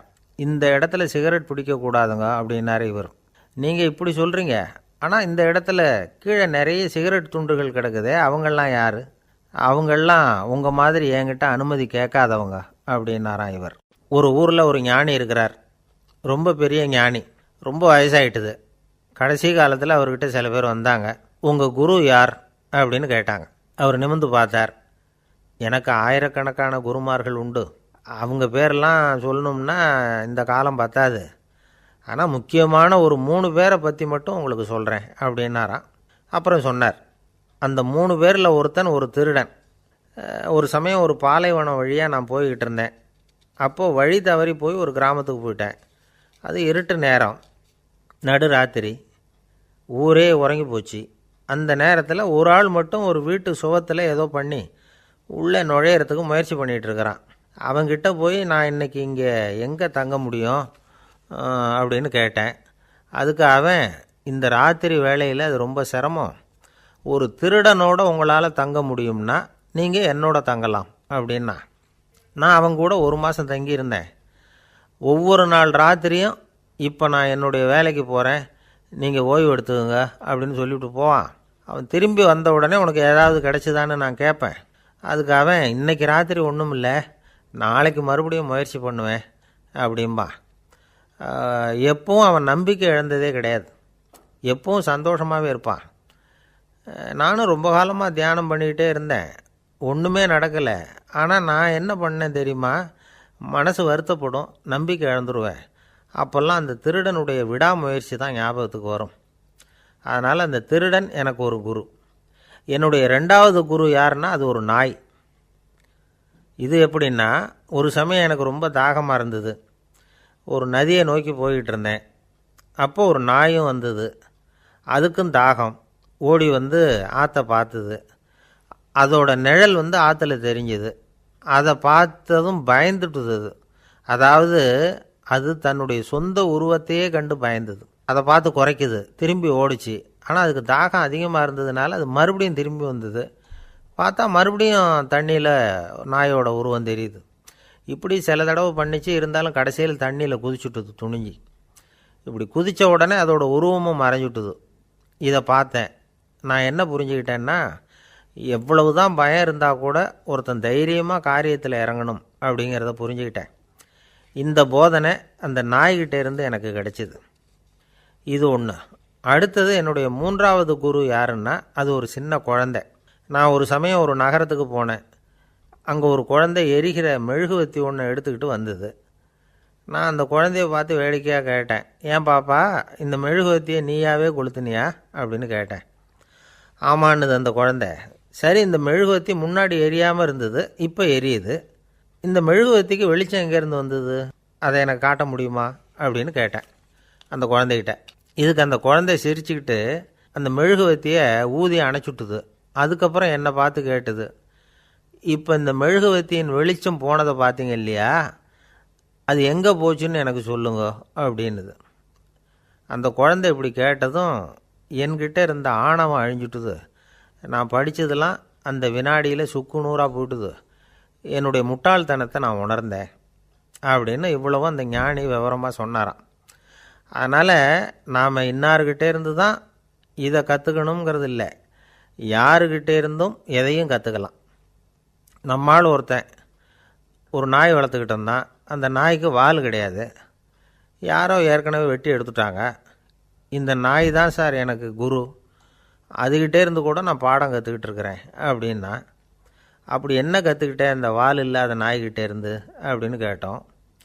நாம் யாருக்கிட்டேயும் வாலாட்டக்கூடாது அப்படிங்கிற பாடத்தை அதுக்கிட்டே இருந்து தான் நான் கற்றுக்கிட்டேன் அப்படின்னா. ஒரே ஒரு ஊரில் ஒரு பாதிரியார் இருந்தார். ரொம்ப நாள் சந்தோஷமாக வாழ்ந்தார். ஒரு நாள் அவர் மடத்து சமையல் அறையில் பாத்திரங்களை கழுவி துலக்கி சுத்தப்படுத்திக்கிட்டு இருந்தார்.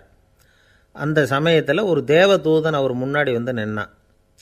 இவர் நிமிர்ந்து பார்த்தார். ஆண்டவர் என்னை உங்ககிட்ட அனுப்பியிருக்கிறார், பரலோகத்தில் வாசம் செய்யறதுக்கு உங்களுக்கு நேரம் வந்துட்டுது அப்படின்னு நான் அந்த ஆள். ஆண்டவருக்கு என்னோட ஞாபகம் வந்ததுக்கு நன்றி. ஆனாலும் இப்போ இங்கே நீயே பாரு, எவ்வளவு பாண்டங்கள் பாக்கி இருக்குது, இவ்வளவையும் நான் சுத்தப்படுத்த வேண்டியிருக்கு. நான் நன்றி கெட்டவனாக இருக்க விரும்பலை.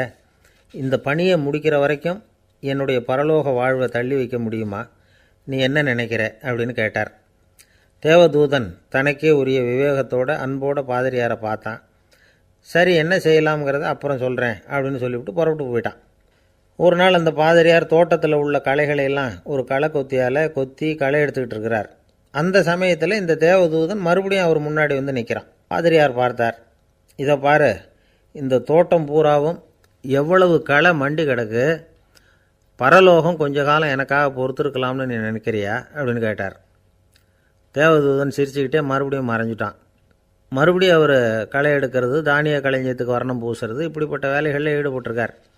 இன்னொரு நாள் ஒரு மருத்துவமனையில் நோயாளிகளை கவனிச்சிக்கிட்டு ரொம்ப தீவிரமாக இருக்கிறார் அந்த பாதிரியார்.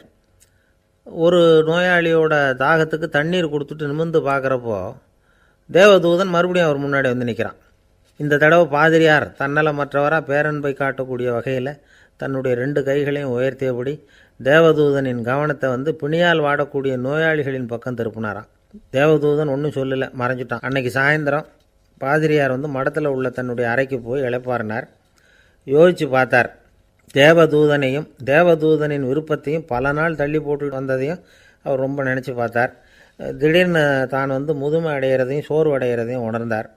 ஆண்டவரை நினச்சார். ஆண்டவரே, உம்முடைய தூதனை மறுபடியும் என்கிட்ட அனுப்புனா நான் சந்திக்கிறதுக்கு ஆவலாக இருக்கேன் அப்படின்னு சொல்கிறப்பவே தேவதூதன் பக்கத்தில் நின்னான்.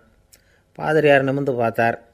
நீ இப்போவே என்னை அழைச்சிக்கிட்டு போக விரும்பினா நான் பரலோகத்துக்கு வர்றதுக்கு தயாராக இருக்கேன்னார். தேவதூதன் அந்த பாதிரியாரை அன்போடவும் விவேகத்தோடவும் பார்த்து, நீங்கள் என் கூட பரலோகத்துக்கு வர்ற தயாராக இருக்கிறதா சொல்கிறீங்க, ஆனால் நீங்கள் இது வரைக்கும் வேறு எங்கே இருந்ததா நினைக்கிறீங்க அப்படின்னு நானும். அப்படின்னா இது வரைக்கும் இருந்த இடம்தான் பரலோகம் அப்படிங்கிறத உணர்த்தியிருக்கிறான். பரலோகம்னா என்னென்னு புரிஞ்சுக்கிறதுக்கு இந்த சம்பவம் நமக்கு உதவியாக இருக்குது. தொண்டு செய்கிறத விட பெரிய செயல் வேறு எதுவும் இருக்க முடியாது. அது நம்ம மனசுக்கு கொடுக்குற சுகத்தை வேறு எதுவும் கொடுக்க முடியாது. நாம் தொண்டு செய்கிற இடம் தான் அந்த புண்ணிய இடம். ஆனால் இந்த காலத்துல எல்லாம் நாம் தொண்டு செய்யணும்னு நினச்சி ஏதாவது ஆரம்பித்தா கூட அதை ஒரு மாதிரியாக சுற்றி நின்று வேடிக்கை பார்க்க ஆரம்பிச்சிடுறாங்க. ஒரு பெரியவர் அப்படி தான் ஒரு தொண்டு செஞ்சுக்கிட்டு இருந்தார். ஒரு கோவில் கட்டிக்கிட்டு இருந்தாங்க. அதில் ஒரு இடத்துல ஒரு பலகையை வச்சு ஆணி அடிக்கிற வேலையை செஞ்சுக்கிட்டு இருந்தார் அந்த பெரியவர். ஒரு சின்ன பையன் அதை ரொம்ப ஊக்கமாக அக்கறையாக கவனிச்சிக்கிட்டு இருந்தான். பெரியவர் இதை கவனித்தார். என்னப்பா பார்க்குற, உனக்கும் இது மாதிரி தொண்டு செய்யணும்னு ஆசையாக இருக்கா அப்படின்னு கேட்டார். அதுக்கு அந்த பையன் சொல்கிறான், அப்படி இல்லைங்க, நீங்கள் ஆணி அடிக்கிறப்போ கையில் சுத்தியால் அடிச்சுக்கிட்டா எப்படி துடிப்பீங்க, எப்படி கத்துவீங்கன்னு தெரிஞ்சுக்கிறதுக்காக அதை பார்க்கணும்னு ஆசை, அதுக்காக தான் காத்துக்கிட்டு இருக்கேன் அப்படின்னு நான். ஒரு அம்மா, அவங்களுக்கு 35 வயசு இருக்கும். குடும்பத்தில் எந்த கஷ்டமும் இல்லை. இருந்தாலும் காரணம் இல்லாமல் பிள்ளைங்க பேரில் கோவப்படுறது, எரிஞ்சு விழுறது அவங்க வழக்கம். பிள்ளைங்க அழும். உடனே அவங்க மனசும் சங்கடப்படும். இன்னொரு அம்மா, நல்ல வேலையில் இருக்கிறவங்க, வாரத்துக்கு ஒரு தடவையாவது தலைவலி வந்துடும். இவங்களுக்கெல்லாம் உடம்புல எந்த கோளாறும் இல்லை, மனசு மட்டும் சரியாக இருக்காது. தூக்க மாத்திரை கையில் வச்சுருப்பாங்க. 30-35 வயசுடைய பெண்களுக்கு சர்வசாதாரணமாக காணப்படுகிற மனக்கோளாறு இது. இதுக்கு பேர் மனவாட்டம், டிப்ரெஷன், மனமடிவு அப்படின்னு சொல்லலாம். இந்த நோய்க்கு அறிகுறி என்ன தெரியுமா? மனசில் வருத்தமான உணர்வு இருக்கும். அடிக்கடி அழலாம் போல தோணும். முன்னால் எல்லாம் எந்தெந்த செயலில் ஆர்வம் இருந்ததோ அதெல்லாம் குறைஞ்சிரும், அல்லது சுத்தமாகவே ஆர்வம் இல்லாமல் போயிடும். சில பெண்கள் இளம் வயசில் பக்கத்தில் இருக்கிறவங்க கிட்ட கலகலப்பாக பேசுவாங்க, வீட்டை அலங்கரிக்கிறதுல ஆர்வம் இருக்கும். இப்போ அதிலெல்லாம் ஆர்வம் இல்லாமல் போயிடும். எந்த வேலை செஞ்சாலும் சீக்கிரம் களைப்பு அடைஞ்சுடுறது மாதிரி ஆகிடும். நமக்கு யாருமே உதவியாக இல்லை, நம்ம எல்லாரும் கை விட்டுட்டாங்க போல் இருக்குதே அப்படிங்கிற உணர்வுலாம் உண்டாகும். தன்னைத்தானே குறை சொல்லிக்குவாங்க. நாம் தப்பு பண்ணிவிட்டோம் போல் இருக்குதே அப்படின்னு தோணும். குற்றம் பண்ணிட்டதா நினச்சி கஷ்டப்படுவாங்க. பசி இருக்காது, தூக்கத்தில் தொந்தரவு இருக்கும். அடிக்கடி செத்து போடலாங்கிற உணர்வு வரும். தற்கொலை பண்ணிக்கலாங்கிற எண்ணம் உண்டாகும். சில பேர் தற்கொலை முயற்சியில் கூட ஈடுபடுவாங்க. சில பேருக்கு பலவிதமான உடல் வலிகள் இருக்கும், பலவீனம் இருக்கும், சீக்கிரமாக களைப்படைஞ்சு போடுவாங்க. இதெல்லாம் மனவாட்ட நோய்க்கான தன்மைகள். இந்த மனவாட்டம், அதாவது டிப்ரெஷனை 2 வகையாக பிரிக்கலாமா. ஒன்று தானாக உண்டாக்கிக்கிறது, இன்னொன்று எதிர் விளைவை உண்டு பண்ணுகிற அல்லது நரம்பு சம்பந்தப்பட்ட டிப்ரெஷன். தானாக உண்டாக்கிக்கிற மனவாட்ட நோய் இருக்குது பாருங்கள், அதுக்கு ஏதாவது சூழ்நிலை காரணமாக இருக்கலாம், அல்லது இல்லாமலும் போகலாம். மூளையில் டொப்பாமைன் அல்லது செரட்டோனின் இதோட அளவு குறையும் பொழுது இந்த டிப்ரெஷன் உண்டாகுது. இதுக்கு ஓரளவு பிறவி காரணங்கள் கூட இருக்கலாம். குடும்பத்தில் வேறு சிலருக்கும் வரலாம்.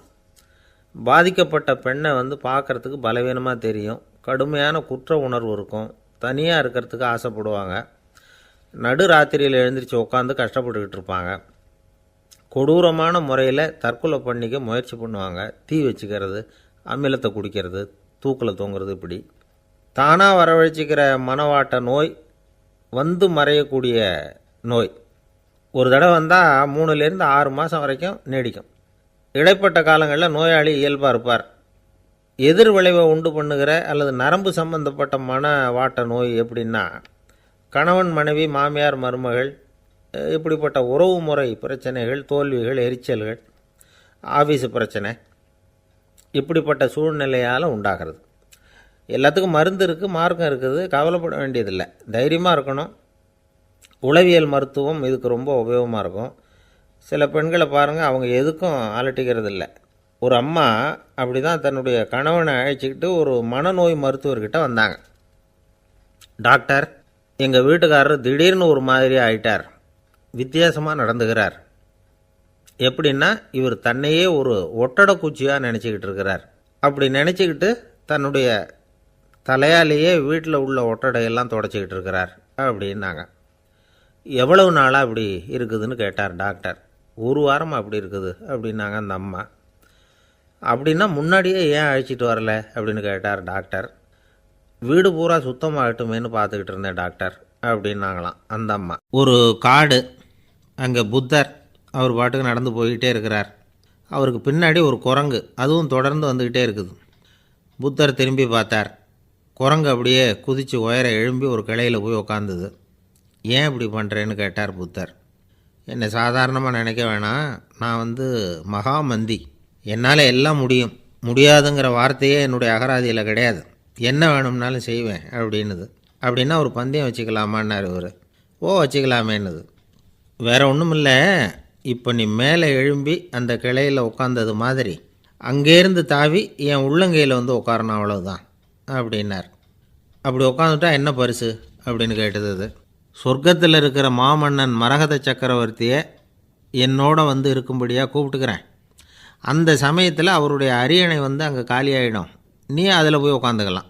பந்தயத்தில் தோத்துட்டா ஒரு கல்ப காலம் இந்த பூமியில் வாழ வேண்டியிருக்கும், அதுக்கு பிறகு தான் என்கிட்ட வர முடியும், என்ன சொல்கிற அப்படின்னார். குரங்குக்கு தாவறது ஒரு பெரிய காரியமா? இது எனக்கு ரொம்ப சாதாரண விஷயம், என்ன இப்போவே தாவட்டுமா அப்படின்னுது. சரின்னு சொல்லி உள்ளங்கையை நீட்டினார். அவருடைய கை தாமரை இலை அளவுக்கு அப்படியே விரிஞ்சுது. குரங்கு சௌகரியமாக உட்கார்றதுக்காக. குரங்கு தாவறதுக்கு தயாராச்சு. அதுக்கு முன்னாடி ஒரு சின்ன யோசனை அதுக்கு. இந்த கிளையிலேருந்து அந்த கைக்கு தாவறது எனக்கு ரொம்ப அற்பமான ஒரு வேலை, இது ரொம்ப சாதாரணம், என்னுடைய கௌரவத்துக்கு இது சரியாக இருக்காது. அதனால் நான் என்ன பண்ண போகிறேன்னா, இங்கேருந்து கிளையிலேருந்து அப்படியே உயர எழும்ப போகிறேன். எழும்பி மேல் உலகம் போய் அங்கே ஒரு சுற்றிவிட்டு அதுக்கப்புறம் அங்கேருந்து நேராக இந்த கையில் உட்கார போகிறேன் அப்படின்னு நினச்சிது. என்ன யோசிக்கிற அப்படின்னார் புத்தர். ஒன்றும் இல்லை, இந்த பாயிரம் பார் அப்படின்னு சொல்லி தாவி உயர போயிட்டுது. கொஞ்ச நேரத்தில் வான உலகத்துக்கே போய் சேர்ந்துட்டுது. அங்கே போய் பார்த்தா அங்கே ஒரு 5 பளிங்கு தூண்கள் இளம் சிவப்பு நிறத்தில் நின்றுக்கிட்டு இருக்குது. குரங்கு நினச்சிக்கிட்டது, புத்தர்கிட்ட போய் இந்த பளிங்கு தூண்களை பார்த்தோம்னு சொன்னால் அப்படியே திகைச்சி போயிடுவார், இந்த தூணில் ஏதாவது அடையாளம் செஞ்சுட்டு போகணும் அப்படின்னு அந்த இடத்துல மிதந்துக்கிட்டே நினச்சிது. உடனே ஒரு தூணில் எழுதிச்சு. என்ன எழுதிச்சுன்னா, ஒரு மகா ஞானி இங்கே வந்துட்டு போகிறார் அப்படின்னு எழுதிச்சு. எழுதிவிட்டு அப்படியே கீழே தாவி புத்தரோட உள்ளங்கையில் உட்காந்துது. எப்படி பார்த்தீங்களா என்னுடைய வேலை? வான உலகத்துக்கே போய் அங்கே இருக்கிற 5 பளிங்கு தூண்களை பார்த்துட்டு அதில் நான் வந்த விவரத்தை எழுதி வச்சுட்டு அதுக்கப்புறம் இங்கே வந்திருக்கிறேன் அப்படின்னுது ரொம்ப பெருமையாக. அப்படியா அப்படின்னார் புத்தர். ஆமாம், சந்தேகமாக இருந்தால் வாங்க, அழைச்சிட்டு போய் காட்டுறேன் அப்படின்னுது அந்த குரங்கு. அதுக்கு தேவையில்லை, அப்படியே கொஞ்சம் கீழே குனிஞ்சு பார் தெரியும் அப்படின்னார் புத்தர். அங்கே பார்த்தா புத்தரோட உள்ளங்கை தெரிஞ்சுது. நல்லா உத்து பார்த்துது. அவரோட ஒரு விரலில் அது எழுதிய வாசகம் தெரிஞ்சுது. குரங்கு யோசனை பண்ணிச்சு, அப்படின்னா வானத்தில் நான் பார்த்தது புத்தரோட விரல்களா அப்படின்னு யோசிச்சுது. இதை புரிஞ்சுக்கிட்ட உடனே அந்த குரங்கோட கர்வம் அழிஞ்சு போச்சான். நம்ம மனசு தான் இந்த குரங்கு. மனம்ங்கிறதும் ஆணவங்கிறதும் ஒரு நாணயத்தின் 2 பக்கங்கள். மனம் உள்ளவரை ஆணவமும் இருக்கும். மனம் அழிஞ்சாதான் ஆணவம் அழியும். மனம் அழிய வேண்டும் அப்படின்னு பெரியவங்க சொல்கிறது இந்த அர்த்தத்தில் தான். நம்ம ஆளுங்க சவால் விடுறதெல்லாம் வேறு மாதிரி. ஒருத்தன் ஒரு வாய்க்காலை தாண்டுறேன்னு பந்தயம் கட்டி தாண்ட முடியாமல் வாய்க்காலில் விழுந்து காலை உடச்சிக்கிட்டு கட்டு போட்டுக்கிட்டு வந்தான்.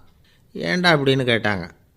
நான் பந்தயம் கட்டின நேரம் சரியில்லை அப்படின்னா. எப்படிறான்னு கேட்டிருக்காங்க. வாய்க்காலில் தண்ணி இருக்கிற நேரமாக பார்த்து பந்தயம் கட்டியிருக்கணும் அப்படின்னானா. ஒரு ஊரில் ஒரு ஆள் இருந்தான். அவனுக்கு ஒரே ஒரு மகள். அவளை நல்ல இடத்துல கட்டி கொடுக்கணும்னு ஆசைப்பட்டான். அதுக்காக மாப்பிள்ளை தேடிக்கிட்டு இருந்தான். அவன் கொஞ்சம் வசதியான ஆள், அதனால் நிறைய பேர் வந்தாங்க. இருந்தாலும் ஒரு நல்ல குணமுள்ள மாப்பிள்ளையாக இருக்கணும் அவன் எதிர்பார்த்தான். அப்படி இருக்கணும்னு தொடர்ந்து முயற்சி பண்ணான். கடைசியாக ஒரு 3 பேர் கிடைச்சாங்க. அந்த 3 பேரில் யாரை தேர்ந்தெடுக்கிறது, இதுதான் அவனுக்கு வந்த குழப்பம். இந்த நிலைமையில் ஒரு பெரியவரை தேடி போனான். அவர்கிட்ட தன்னுடைய பிரச்சனையை சொன்னான்.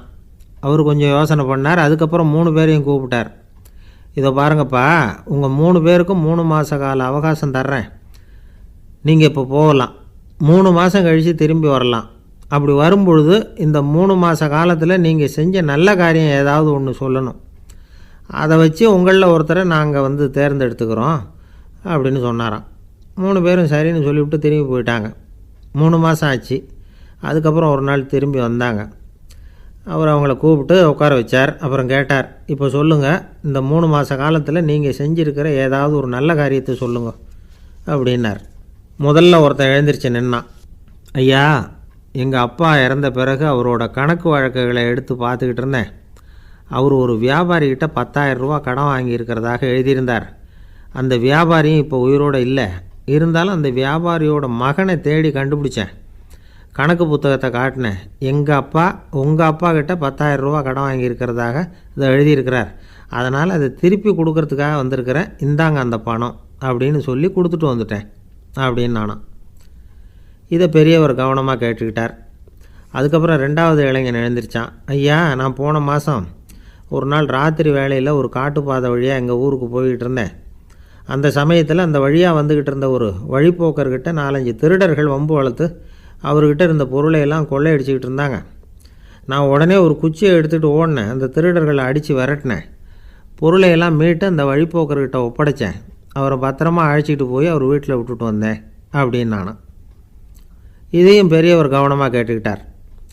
அடுத்தபடியாக 3வது இளைஞன் எழுந்திரிச்சான். ஐயா, போன மாதம் ஒரு நாள் நான் ஒரு மலைப்பாதை வழியாக போய்கிட்டு இருந்தேன்.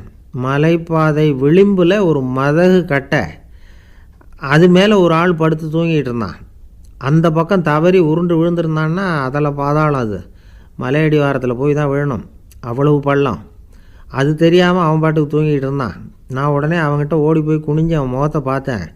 அப்போ தான் புரிஞ்சுது, அவன் ஏற்கனவே எனக்கு தெரியும், அவனை எனக்கு நிறைய கெடுதல் பண்ணியிருக்கிறான், இடைஞ்சல் கொடுத்தவன். இருந்தாலும் ஐயோ பாவம்னு நினச்சி அவனை எழுப்பி பாதுகாப்பாக வேறு ஒரு இடத்துல படுக்க வச்சுட்டு வந்தேன் அப்படின்னு நானும். பெரியவர் இதையும் கேட்டுக்கிட்டார். அதுக்கப்புறம் அவங்க 3 பேரையும் பார்த்து, நீங்கள் போகலாம், நாங்கள் யோசித்து முடிவு பண்ணி உங்களுக்கு சொல்லி அனுப்புகிறோம் அப்படின்னாராம். அந்த இளைஞர்கள் புறப்பட்டு போயிட்டாங்க. அதுக்கப்புறம் அந்த பெண்ணோட அப்பாவை பார்த்து சொன்னார், இந்த 3 பேருமே நல்ல பிள்ளைங்க தான், அதில் ஒன்றும் சந்தேகம் இல்லை. இருந்தாலும் இந்த 3 பேர் செஞ்ச செயல்களையும் ஒப்பிட்டு பார்க்க வேண்டியிருக்கு. முதல் இளைஞன் நேர்மைக்கு எடுத்துக்காட்டாக விளங்குறான். இந்த காலத்தில் இது மாதிரி இளைஞர்களை பார்க்குறது ரொம்ப கஷ்டம்தான். இருந்தாலும் அவன் கடமையை தான் செஞ்சான். 2வது இளைஞன் நல்ல வீரன், தைரியசாலி. ஒரு வீரன் எதை செய்யணுமோ அதைத்தான் இவன் செஞ்சான். இவன் ஒரு லட்சிய மனிதன். 3வது இளைஞன் தன்னுடைய பகைவனுக்கே உதவி செஞ்சுருக்கான். அவன் உயிரை காப்பாற்றியிருக்கிறான். பகைவனுக்கு அருள்வதுங்கிறது ஒரு சாதாரண மனுஷனால் செய்யக்கூடிய காரியம் இல்லை. பகையை மறக்கிறதும் பகைவனுக்கு அருள்வதும் தெய்வீக பண்புகள். அதனால் இவனையே உன்னுடைய மகளுக்கு ஏற்ற மாப்பிள்ளையா தேர்ந்தெடுக்கலாம் அப்படின்னு சொன்னாங்களாம். ஒரு நல்ல நாளில் அவங்களுக்கு திருமணம் நல்ல விதமாக நடந்து முடிஞ்சுதான். இது சுவாமி சின்மயானந்தர் சொல்லியிருக்கிற ஒரு கதை. இதிலேருந்து நாம் புரிந்து கொள்ள வேண்டிய ஒரு கருத்து, நமக்கு கெடுதல் பண்ணவங்களுக்கும் நாம் நல்லது செய்யணும். ஆனால் நடைமுறையில் அப்படி நம்மளால் செய்ய முடியறதில்ல, அதுதான் சிக்கல்.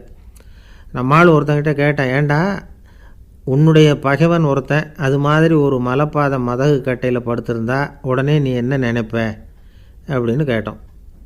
இது ஒரு அருமையான சந்தர்ப்பம்னு நினைப்பேன் அப்படின்னா. எதுக்குன்னு கேட்டோம். அவனை அந்த பக்கமாக உருட்டி கீழே தள்ளுறதுக்கு அப்படின்னா. ஒருத்தர் ரொம்ப கவலையோடு உட்காந்துருந்தார். எதை பற்றி சார் கவலைப்படுறீங்கன்னு கேட்டோம். எதிர்காலத்தை பற்றி கவலைப்படுறேன்னார். ஏன்னு கேட்டோம். என்ன பண்ணுறதுன்னே தெரியல சார், எதிர்காலம் ஒரே இருட்டாக இருக்குது, பாதையே புரியலன்னார். இன்றைக்கி நம்ம இளைஞர்கள் பல பேருக்கு எதிர்காலம் இருட்டாக தான் தெரியுது. அவங்கெல்லாம் இந்த கதையை கொஞ்சம் கேட்கணும். ஒரு மலை அடிவாரத்தில் ஒரு சின்ன கிராமம். அந்த மலை ரொம்ப உயரமானது. அடர்த்தியாக செடி கொடிகள் மரங்கள் அதில் மண்டி கிடக்குது. பகல் வேளையில் இருட்டாக தான் இருக்கும், அவ்வளோ அடர்த்தி. அந்த மலை உச்சியில் ஒரு கோவில். நாள் ராத்திரியே புறப்பட்டால் தான் காலையில் அந்த கோயிலுக்கு போய் சேர முடியும். கிராமத்து இளைஞன் ஒருத்தன் அந்த மலை உச்சிக்கு போக வேண்டியிருந்தது. கையில் ஒரு விளக்கை எடுத்துக்கிட்டு நாள் ராத்திரியே புறப்பட்டான். புறப்பட்டு போனவன் கிராமத்து எல்லையிலேயே நின்றுட்டான். ஏன் தெரியுமா? அவன் கையில் இருந்த விளக்கோட வெளிச்சம் 10 அடி தூரத்துக்கு தான் தெரியுது. அது வரைக்கும் தான் பாதை தெளிவாக இருக்குது. அதுக்கு அப்பாலெல்லாம் ஒரே இருட்டாக இருக்குது, பாதை புரியல. இவன் யோசனை பண்ணி பார்த்தான். மனசுக்குள்ளே ஒரு சந்தேகம். 10 அடி தூரம் தானே வெளிச்சம் தெரியுது, அப்படின்னா நாம் 10 அடி தூரம் தானே போக முடியும். அதுக்கும் அந்தாண்ட ஒரே இருட்டாக இருக்குதே, அதில் எப்படி நாம் நடந்து போகிறது? நாம் ரொம்ப தூரம் நடந்து போய் ஆகணுமே. அப்படிப்பட்ட நினப்பெல்லாம் அவனுக்கு வந்துவிட்டுது. இதுதான் அவன் மனசில் ஏற்பட்ட தயக்கம். இப்படி யோசிச்சுக்கிட்டே அந்த இளம் ஆசாமி புறப்பட்ட இடத்துலையே நின்றுக்கிட்டு இருக்கிறான். அந்த சமயத்தில் ஒரு வயசான பெரியவர் அந்த பக்கமாக வந்தார். அவர் கையில் இதை விட சின்னதாக ஒரு விளக்கு வச்சுருந்தார். அது எப்படின்னா, அது ஒரு 5 அடி தூரத்துக்கு தான் வெளிச்சம் காட்டுது. அவ்வளவு சின்ன விளக்கு. அவரும் மலை உச்சிக்கு போகிறதுக்காக தான் வந்துக்கிட்டு இருக்கிறார். அவரை பார்த்து இவன் கேட்டான், என்ன பெரியவரே, இவ்வளவு சின்ன விளக்கை வச்சுக்கிட்டு அவ்வளவு தூரத்துக்கு எப்படி மலையேற போகிறீங்க அப்படின்னு கேட்டான். நீ ஏன் இப்படி தயங்கிட்டே நிற்கிறேன்னு கேட்டார் பெரியவர். என்கிட்ட இருக்கிற விளக்கு 10 அடி தூரத்துக்கு தான் பாதையை காட்டுதுன்னா. இப்போ பெரியவர் சொன்னார், தம்பி, உன் கையில் இருக்கிற விளக்கு கொடுக்குற வெளிச்சத்தை வச்சு நீ முதல்ல 10 அடி தூரம் முன்னாடி போ, 10வது அடியில் போய் நின்றுக்கிட்டு பாரு, மறுபடியும் ஒரு 10 அடி தூரத்துக்கு பாதை தெரியும். இப்படி உன் கையில் இருக்கிற விளக்கு தொடர்ந்து வெளிச்சம் காட்டிக்கிட்டே இருக்கும். நீ முன்னேற முன்னேற அந்த வெளிச்சமும் முன்னேறும். அதனால் எத்தனை கிலோமீட்டர் தூரம் வேணும்னாலும் நீ இந்த 10 அடி தூரம் வெளிச்சத்தை வச்சுக்கிட்டே நீ போயிடலாம், புறப்படு அப்படின்னார். இப்போ தான் அந்த பெரியவர் சொன்னது இளைஞனுக்கு பளிச்சுன்னு புரிஞ்சுதான். உடனே உற்சாகமாக புறப்பட்டான், உச்சிக்கு போய் சேர்ந்தான். இந்த கதையிலேருந்து நாம் புரிஞ்சிக்க வேண்டியது என்ன தெரியுமா? நீண்ட கால திட்டம் ஒன்று போடும் பொழுது நமக்கு முன்னாடி இருக்கிறத மறந்துட்டு மனசை போட்டு குழப்பிக்கக்கூடாது. உங்கள் கையில் என்ன இருக்கோ அதுலேயே உங்கள் எதிர்காலம் மறைஞ்சிருக்குது. கண் முன்னாடி தெரியறத வச்சு ஆரம்பிங்க, போக போக வழி தானாக புலப்படும் அப்படிங்கிறார் ஒரு பெரியவர். பெரிய பயணங்களையெல்லாம் இப்படி தான் நடத்த வேண்டியிருக்கும். ஒவ்வொரு அடியாக எடுத்து வச்சா ஓடி போய் சேர்ந்து விடலாம். மலைச்சி போய் நின்றுட்டா நின்றுக்கிட்டே இருக்க வேண்டியது தான். நம்ம ஆள்லாம் ரொம்ப மோசமாக